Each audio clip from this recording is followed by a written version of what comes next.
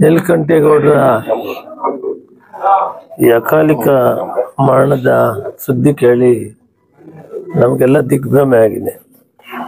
ಶಿಸ್ತಿನ ಸಿಪಾಯಿಯಾಗಿ ಪಕ್ಷದ ಕೆಲಸ ಬಹಳ ಚೆನ್ನಾಗಿ ಮಾಡಿಕೊಂಡು ತಾಲೂಕು ಸಮಿತಿ ಅಧ್ಯಕ್ಷರಾಗಿ, ಪೀಳನಿ ಬ್ಯಾಂಕ್ ಅಧ್ಯಕ್ಷರಾಗಿ, DCC ಬ್ಯಾಂಕ್ ಡೈರೆಕ್ಟರ್ ಆಗಿ, ಅದಾದ್ಮೇಲೆ ಅಪೆಕ್ಸ್ ಬ್ಯಾಂಕ್ ಡೈರೆಕ್ಟರ್ ಕೂಡ ಆಗಿದ್ದಾರೆ.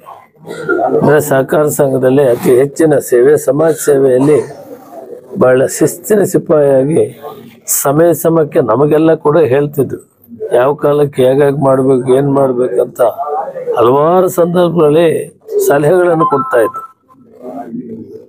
ಇದು ಆಕಸ್ಮಿಕವಾಗಿದೆ. ನಮಗಂತೂ ದಿಗ್ಭ್ರಮೆ ಆಗಿದೆ, ಆಗಬಾರ್ದಾಗಿ. ಸಮಾಜ ಸೇವೆಯಲ್ಲಿ ತನ್ನನ್ನು ತಾನು ತೊಡಗಿಸಿಕೊಂಡು ಪಕ್ಷ ನಿಷ್ಠೆಯಿಂದ ಕೂಡ ಕೆಲಸ ಮಾಡಿ ಬಹಳಷ್ಟು ಜನರಿಗೆ ಸಹಾಯ ಮಾಡಿದ ಅಂಥವ್ರನ್ನ ಇವತ್ತು ನಾವು ಕಳೆದುಕೊಂಡಿದ್ದೀವಿ. ಇದು ತುಂಬ ದುಃಖವಾಗಿದೆ ಮತ್ತು ಅವರ ಆತ್ಮಕ್ಕೆ ಶಾಂತಿಯನ್ನು ಕೊಡಲಿ ಅಂತ ಭಗವಂತ ಪ್ರಾರ್ಥನೆ ಮಾಡೋಣ. ಮತ್ತು ಆ ಕುಟುಂಬಕ್ಕೆ ಈ ನೋವನ್ನು ಭರಿಸುವ ಶಕ್ತಿಯನ್ನು ಕೊಡಲಿ ಅಂತ ಕೂಡ ದೇವರನ್ನು ಪ್ರಾರ್ಥನೆ ಮಾಡೋಣ. ನಮ್ಮ ಜೊತೆಯಲ್ಲಿ ಎಲ್ಲ ಮುಖಂಡರಿದ್ದಾರೆ. ತೋರಿಸಿರೋಣ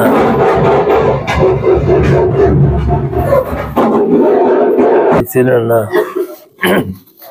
ಮತ್ತು ಆನಂದ್ ರೆಡ್ಡಿ ಅವರು, ರಾಮ್ ಪ್ರಸಾದ್, ರಾಜಣ್ಣ, ಅಪಿರೆಡ್ಡಿ ಮತ್ತು ಎಲ್ಲ ಮುಖಂಡರು ಕೂಡ ಇವತ್ತು ವೆಂಕಟರಾಮ ರೆಡ್ಡಿ ಮತ್ತು ಕಾರ್ಗಿಲ್ ವೆಂಕಟೇಶ್ ಎಲ್ಲ ಮುಖಂಡರೆಲ್ಲ ಇದ್ದಾರೆ. ತುಂಬ ಸತತವಾಗಿ 30 ವರ್ಷ ನಮ್ಮ ಜೊತೆಯಲ್ಲಿ ನಿರಂತರವಾಗಿ ಸೇವೆ ಮಾಡಿಕೊಂಡಿದ್ರು.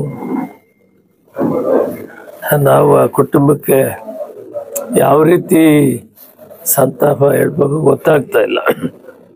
ಆದರೂ ಕೂಡ ಹುಡುಗರೆಲ್ಲ ಗೊತ್ತಿದ್ದಾರೆ, ಕಷ್ಟ ಸುಖ ನಾವಿರೋವರೆಗೂ ನಮ್ಮ ಜೊತೆಯಲ್ಲಿ ಸಂಪರ್ಕದಲ್ಲಿ ಎಲ್ಲ ಕಷ್ಟ ಸುಖ ನಾವು ಅವ್ರ ಜೊತೆಯಲ್ಲಿ ಇರ್ತೀವಿ ಅನ್ನೋ ಮಾತನ್ನು ಅವ್ರ ತಮ್ಮಂದಿರಿಗೆ, ಅವ್ರ ಕುಟುಂಬಕ್ಕೆ, ಅವ್ರ ಶ್ರೀಮತಿಯವರಿಗೆ, ಅವ್ರ ಮಕ್ಕಳಿಗೆ ಸಾಂತ್ವನ ಹೇಳೋದ್ರ ಜೊತೆಗೆ ನಿಮ್ಮ ಜೊತೆಯಲ್ಲಿ ಇರ್ತೀವಿ, ತಾವು ಧೈರ್ಯ ತಗೋಬೇಕು.